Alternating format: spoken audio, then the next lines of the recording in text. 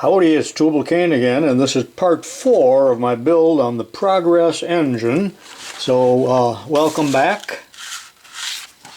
It's a new day, and I'm quite charged up here with coffee. So, just a quick review now. You see what I've done so far. Go back and watch the other videos if you haven't seen them, but I never gave any dimensions on this because it's all nominal, where I just took it down to clean it up. But that's the diameter of the flywheel, and the width is 546. Now, one other comment here. I told you that I made a big deal here out of trying to drill a hole for the set screw that was perfectly straight. And the reason for that, I've suffered in a lot of my other flywheels that I made, and I had to drill those holes. Where is it? This one is at an angle. And I really don't like that, so from now on I'm going to make hubs that are a little bit longer, but then again this is a permanent mold and I'll never redo that. Well, the next part I want to do here is the crank, and I wonder what they call it here. Yeah, they call it a crank, and you can see there are dimensions there. An 1/8 inch hole for the crank pin, and of course it's going to be 3/16 for the center hole, and they give you give me some widths there. Let's face it, no one in the world is going to build this.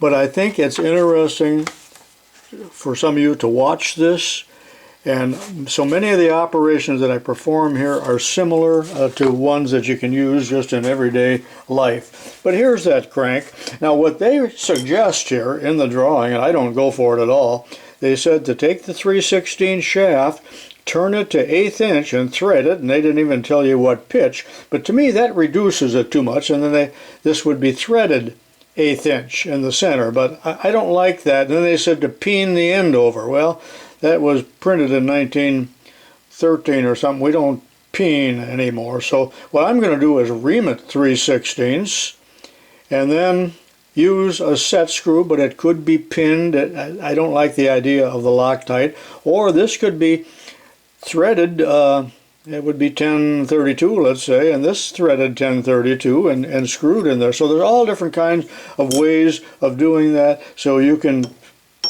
in an operation or in a project like this, choose what you want to do. The first thing I'll do is to saw a little bit more of the gate off, and you can see that they used an abrasive wheel for that. Am I talking too much? So I will sand that off on the sander and clean this side up a little bit, and I'm going to hold this and do these operations in the milling machine, in the Bridgeport, just for a little variety. It could be done in the lathe as well. I've been busy. I took this over to the sander and I sanded it down to the best of my ability. And you know, it doesn't have to be smooth. This is a casting. We're not trying to pretend that it's a rolled piece, a fabricated piece. And I located what I think is the center of the boss the best that I could. Filed with a rat tail file just a little bit right in there. So I will ream 3/16. And then I'm not going to lay this out, but 3/8 over from that will be the 1/8 inch hole. That does not need to be laid out because I'll use the DRO if I can only get it squared up pretty well in the vise. Let me do just a little bit of filing on this.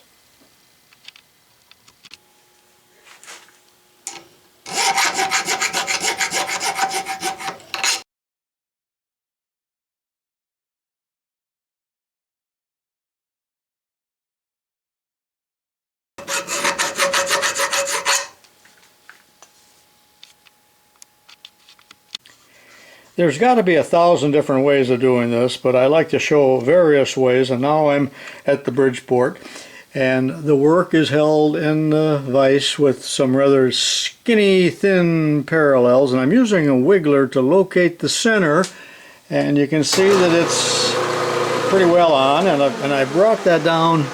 Well, let me turn it back on. It's down into the hole, the center punch hole. Yeah, right there. Lock the table in the X direction. X-axis, I should say. Now, I've tried to locate that crank in there so that it is oriented correctly.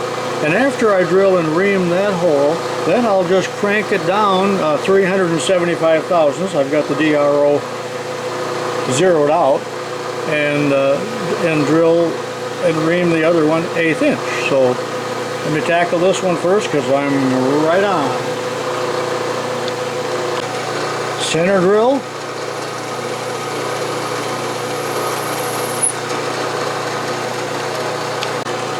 (11/64) all the way through.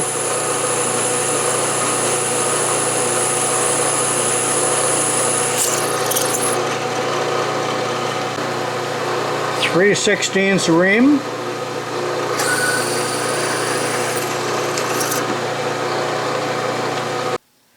Now I'm ready to ream for the crank pin, so I'm moving 375 thousandths. My eyes are on the digital readout. 375, and lock the Y-axis and center drill.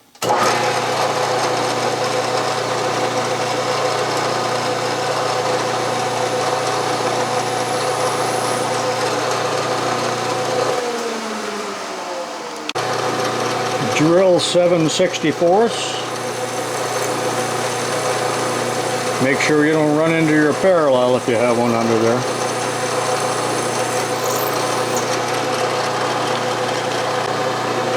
And ream 1/8.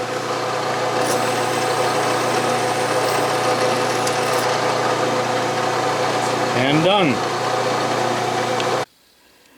You know, there's plenty of discrepancies between the drawings and the actual castings here.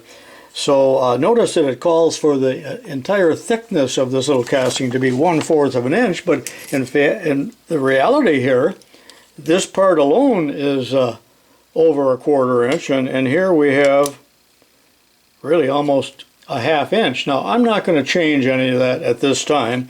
Also, I just realized that the crank shaft comes in from this side rather than the other, and off camera I went ahead and drilled and tapped for a 632 set screw. Remember, I couldn't quite decide what I was going to do there, and that really matches up with this. If there's any slippage, I will grind the little flat on the shaft. Now, this is the 1/8 inch rod provided for the pin. And again, that length is undetermined, so I'll probably will make it plenty long, as I always do, and then cut it off later on. And I think for now I'm going to Loctite this in, but it could be pinned. It's really too small of a hole to fiddle around with a set screw, but it could be pinned. They called again for threading the end of this rod, but to me, when you do that, you might lose perpendicularity. Now, if this pin is not perpendicular to this shaft, or to this little casting here, there will be a bind. There will be a bind. I just stopped for a few minutes to read my email, and a comment that somebody left me I thought was interesting. He said, if you got all 120,000 subscribers, which I do not, watching a video, you got about as many people behind you watching you as what you would have at a NASCAR race. But in fact, there's never that many. So, but on some of my videos there might be 30,000, so that would be all of Wrigley Field watching me. But that's an interesting but almost a creepy thought, because here I am all alone in my basement doing what I do. All right, again, off topic. I changed the shaft from 2 inches, this is what was provided, to 3 inches. Why? I always like them extra long, like I say, but also that allows me to put a pulley, and this is one I had in stock, on there should I want to run a little generator or something like that. So that's the reason for the extra length, and you can always trim it off. Also, this again is extra long, and I have Loctited that on with red Loctite, which always has served me well. So that's what it's looking like to this point, and you can see that that flywheel stores a lot of energy, and there's no oil in there yet. And off camera, I drilled and countersunk a 1/16 inch hole as my oiler. I don't believe I'm going to make that little brass oiler, but that I had talked about a little earlier.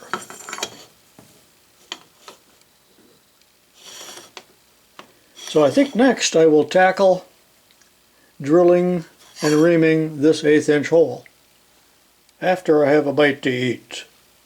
Thanks for watching. Next I want to lay out the hole and then drill and ream it right here for the pivot point. So taking a 3/16 transfer punch, putting it right in here as such, I set the height gauge right on the point, and then I'm going to scribe it right here.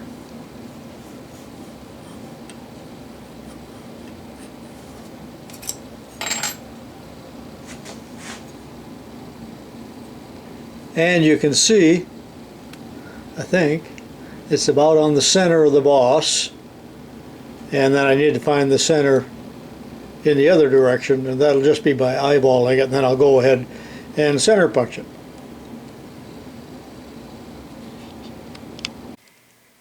This is a very critical hole. It's absolutely mandatory that this hole be perpendicular to these faces right here, or there'll be leakage. And I've made a lot of oscillating engines and learned that over a long period of time. But with this laid out, I really want to make sure that this surface is up against a parallel, and then the base here, which we have determined is perpendicular to this surface by a previous video, or earlier in the video. So this surface will go up against the fixed jaw. Am I telling too much here? And then this 1 inch parallel. I'm holding down against that and then squeezing the work. So the work is against the back jaw, I guess I said that, and the parallel. Now as I break through with my drilling, I will slide this parallel out of the way so I don't drill into it or ruin my drill. It's hardened. Now I'm going to locate that again with the wiggler. I won't show that. And first the center drill.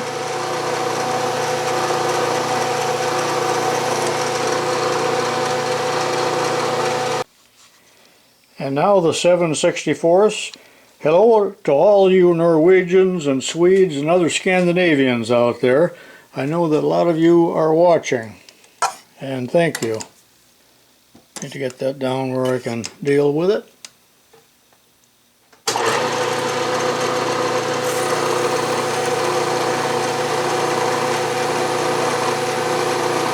Now I just realized I'm not really going to drill into the parallel because there's that space in there, so I'll feel the drill break through.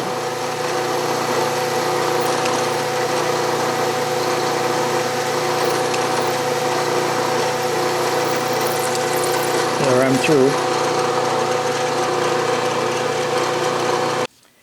I think I will slide that parallel out of there because there's no pressure at all with a reamer to speak of anyway. And that's the 1/8 inch reamer. Probably just an 1/8 inch hole would be good enough there, but if it's too tight later on I'll just open it up.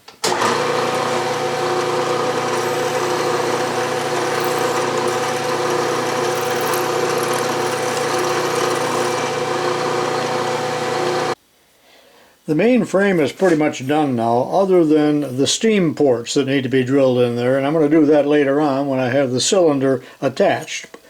And this is what I meant by I didn't need to worry about the drill bit hitting the parallel because of this space in here. So I'm turning my attention to the cylinder, probably the single hardest part. Maybe that's why I've been putting it off. So I'll start by cleaning it up, taking off the flashing here. Try to square this up a little bit, and I'm not sure how I'm going to hold it yet. This could be done in the milling machine, but I think I prefer doing it in the lathe with a 4-jaw chuck.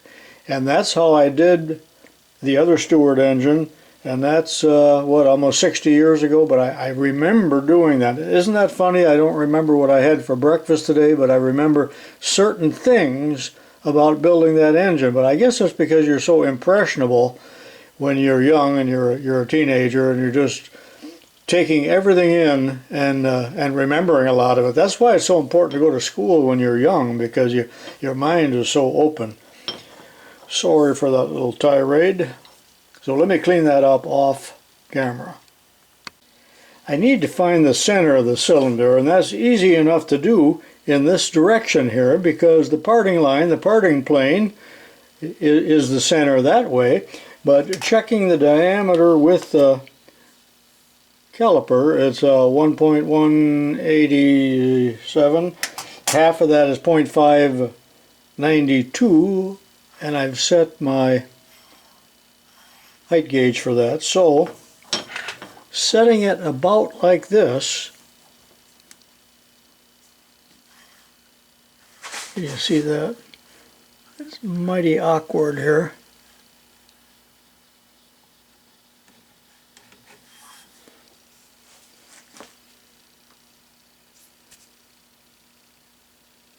Pretty much finds the center. I'm going to center punch that and then set it up in the four-jaw chuck of the Atlas.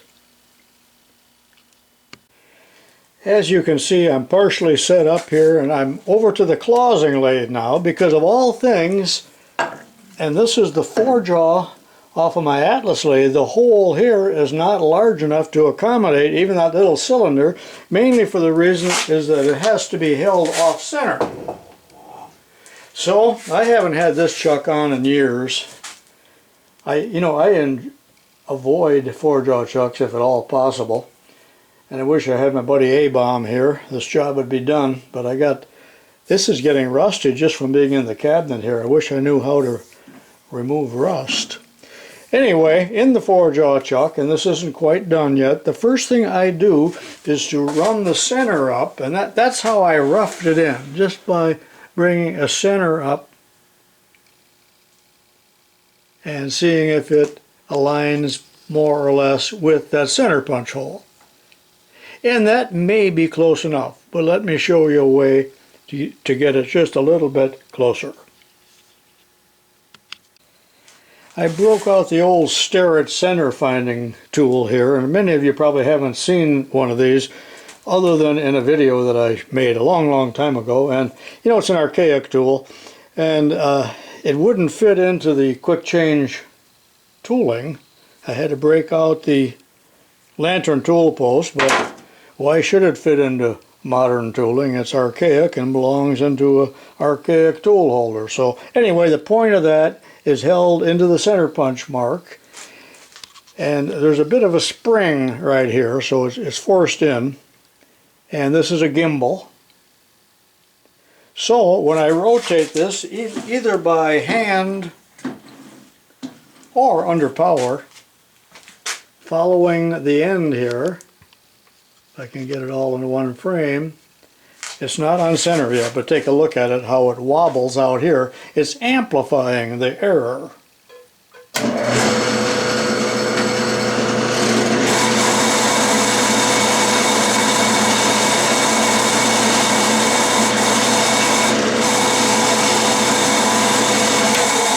So as I make my adjustments up on the four-jaw chuck, eventually this will true up down here.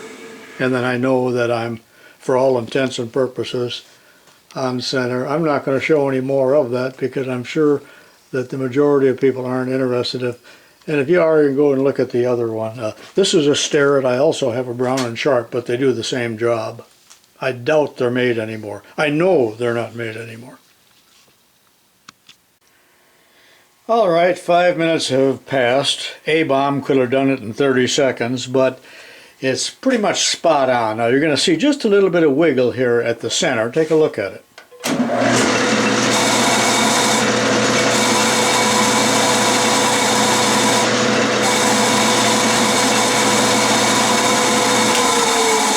But not very much.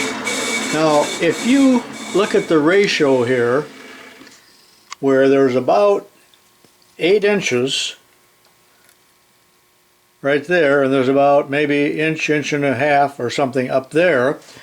The ratio is what, 1 to 6 or something like that, so this has amplified the error, and there really is very little error, and it's certainly close enough for what I intend to do. So, it's all ready to start the drilling and boring and other facing and different operations that I'm going to do. Also note that I have about 1/8 of an inch sticking out from the chuck so that I can safely face it without striking the chuck jaws. So the first thing I'll do tomorrow when I start this project again, it's about quitting time, is to face it and then drill it and ream it, and the bore size is to be 1/2 inch. If it was any larger than 1/2 inch, I would use a boring bar, but that's pretty small boring, so I believe that a 1/2 inch reamer is going to be just fine. So that concludes this part of the video. I will see you in the next episode. This is Tubalcain saying so long for now.